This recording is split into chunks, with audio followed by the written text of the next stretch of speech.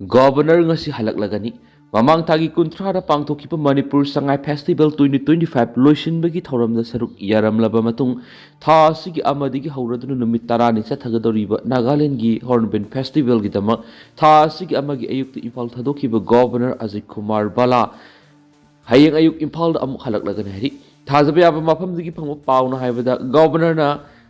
hayeng Kohima digi Imphal tamna lakpagi lambida tha asigi taramathoida numinini gi khongchata Manipur lakadoriba President Draupadi Murmu na Senapati District Headquarters satuna mafam adugi yalhomi phurup singa unabaga loinana Kangpokpi District hangba relief camp singda leiriba IDP singa su unanaba thaurang tauribana Governor na Senapati da panduna review taunanaba thaurang lamba adudi cancel dokre hari maram asina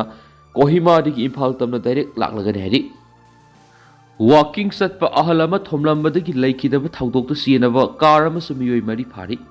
haukiba thangsa numiki ayu anganmada Moirang PS na koliba Sendra gi Bot House manakta Walking Chatpa ahalama thomlamlaga sienkiba Maruti car I-20 amasu gari asiga mari leinaba miyoi mari Moirang police na phagale hari thaudo asigi matangda case ama lokhalaba matungna police na thangdok thokhamga naknaba CCTV gi footage singi khungul lirakpada phagatpa ngamkhraba miyoi singdi naharuk makha part 2 dagi saikhom Displaced kunga mathu apok S Hemanta naharuk makha part 3 dagi saikhom nongpo ngan masai kunga homde apok S Rishikanta mayang Imphal yangbi dagi thoksom amarji sai kunga mari apokpa TS Samarjit amasum siren sapam dagi housingna langthabal mantri khongda leiraba Loitongbam Arun Jai Kungamang Apok L Ibotombini. Thaudo Oshi the scenery Maruti car I-20 MN06 LX1348 adu L Aruna Tharapani. Mahakna ngarang ayuk phabani. Aduga atopami humna thasigi amada phabani hedi. Panmayabri thaudo odu walking set lamba moirang Mayai Laikai Ward number 7 digi Pairamba Mikoi se Fugonipan Karasina Tombadigi Shoklaba Matunda Kanbangamdana Laikidabani. Laikidrabigi Haksang Ngarang Rims ki Merils in the postmortem examination Toraba Matunda Imungunung Miyoshin the Kushina Creadi. Chatpa Heibada Ngairiba Angang yaona imungamagi miyoi mga hunta lanmina hatkhre. Thasigi kungani pandigi hauna memar hunta lengan tangkak ngaina mikal pangthokodoriba serasida memar hunta lanmina nongthakki bom thadaduna sagaing region gi wetland township ta ngarang Chatpa Heibada Ngairiba anga ama yauna imung amagi miyoi mga hatkhre township aduna leiba miyoi sing phongdokiba warolama township adugi manungda leiba Natmo U village liba sub house amada bom gi landa sa tharkhibara sahi ani khakta ngairibi nupi masa ama yauna imung amagi miyoi manga adu hatkibani hari hunta lamina nongyai matungda mapangal khallaba bom ani thadarakhiba garoidana bom amana sub house amada taki atopa amana moksing na leiba mapam amada tasinki bom gi landa adu da maraibak thikraba singi manungna sahi kunga manga masum kunga marigi na ha oriba Couple ama amasu makoigi sahi anigi masanu pishi yauki hena kunjasingna phungdoknarakhi atopa leibak thiribe aduna nupasing ni hena kunjasingna phungdorakhibaga loinana makoigi hakchang sing adu numit adumakta aroiba mathau mangam pangthokre hari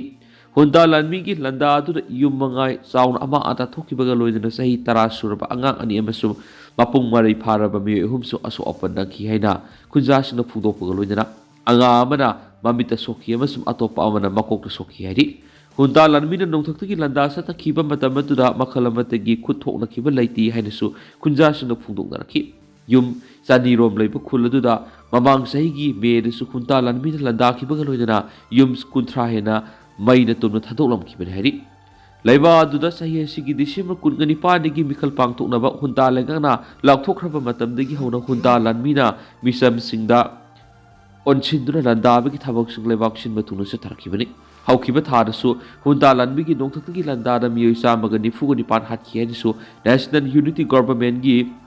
Human Right Ministry na thamlakhi kumja English singani ga kunga mathodi gi lanmina lengak pairakpadi gi haujuk phawba hunta lanmina nongthakki landa sathaduna miyoi lisinga maga samri gi mathakta hatkhre hari World Disabled Day gi thauram Manipurus pangdokre Manaba Kunayama Purakna Bohonaba disabled person singi asobo thaudang lay chief secretary Malem gi leibak sing da pangthoknaba ku Manipur su nasi Manipur lenga na sinduna World Disabled Day 2025 ki tharong fostering disabilities inclusive society for advancing social progress haina hiram gai Imphal gi City Convention Center da pangthokre Department of Social Welfare Government of Manipur Nisindura Pangtokiba Thoramaduda Athoiba Mithunglengi Warolda Manipurgi Chief Secretary Punit Kumar Goyal Hai Normal oiba miyoi amana tauba ngamdaba thabak thorom kya disabled oiraba miyoi singna tauba ngami lamdam asigi person with disabilities oiraba angang singna makhoi gi oja singna tambi khiba jagoi isai kya normal oiba miyoi amadagi hengatna utpa ngamba haibis yamna thagat ningai ni khunai ama sakhotpa mangjil thaba khunai ama ohena bahona bada lamdam asida lariba person with disabilities singi asaba thaudang lai makhoi thaudang yauduna khunai mapung phabu khunai ama oiba ngamloi makhoi boi khoina puni thogat bi sangi haina phungdokhi ngasi gi thawrama du social welfare gi secretary Robert Khetri Mayum state commissioner for person with disabilities welcome Bihari social welfare director Ana Arambam na president member sing saruk yabago loidana person with disabilities sing su saruk yakhi numit kungama panida ngaire lengana pikhiba thajaba thabak to onto IDP singbu resettlement amadi homecoming gi thabak state lengana lusingani haina thakiba matamada supnatagi numit kungama panida ngaire lengana pikhiba thajaba du thabak to onto haina kokomi gi lusingba Makhada Joint Representative of Internally Displaced Person IDP na Governor Makhata na Memorandum Pisingkri IDP singi ladiba Joint Representative singna Governor Pisingkiba Memorandum aduda IDP singbu rehabilitation amadi resettlement taunanabagi matana Manipur lengang na High Level Committee ama nauna CM-kiba adu su Joint Representative IDP singna Manipur lenga ku thagat papudoki IDP singbu resettlement amadi home coming gi thabak Manipur lenga na pekhatliba si athuba matamda thabak to onthorapagi saktam sing uba phanglagani haina thajaba thamni ngasi phawba miyoi lising kya miyoi bigi right amadi dignity asi manghanduna ngasi phawba displaced person oina thabiri memorandum aduda makha taradun IDP singbu masagi mayumda hanjin hanbiu haina IDP singna sangshiliba relay sit in protest asi lainga ki maikai digi IDP singbu masagi mayumda hanjin hanana bo hona bigi thabak mangna sangsindriba phawba makha tana protest asi sangsin kigani IDP singbu resettlement taunana bigi matana sem ki ba high level committee na matam gi matukmina laibak miyamna I paw phawnaduna transparency laina thabak taunana basu Manipur gi governor Ajay Kumar Bala amadi chief secretary da memorandum oina pisinduna makha tana taksinkhre Naxalite manga amasum police jawan ama salisat ki Bijapur kuthokna bada sikri Maoist ki maikai digi terror outfit singa mari thamna bohonari salisat ki Bijapur district ngarang police district reserve guard ka kuthokna bigi thagdo amara Naxalite manga amasum jawan manga sikri haina official loiba paw amada phungdokri kuthokna badu atopa jawan amasu aso apanaki mara asida home affairs ki report amagi matungina Mawisingna front group sing khomjinduna terror outfit singa mari lainanaba honari hari ngarang Bijapur gi district ta kuthokna kibadu mafum aduda Dantewara district taina pham oiriba Gangalu umang na thokibani district reserve guard special task force amasum CRPF ki Cobra unit ki apunbati mamana anti Naxalite operation gi dama mafam aduda sangsilubada kuthokna bigi thawdo adu thokibani Asiba Naxalite ki haksang manga phangkibaga loidana soklaba jawana du marak nakpa hospital pukhatki amasung ngarangi thawdo adu tharaga sariska ta police ki khuthokna bigi thawdok tu sikiba Naxalite ki masing adu chaniga humfugoni pan sukhrabani madugi manungda district tare na saba Buster division da punna Naxalite chaniga kunthraga bapan hatki amarom the Ministry of Home Affairs ki maikai digi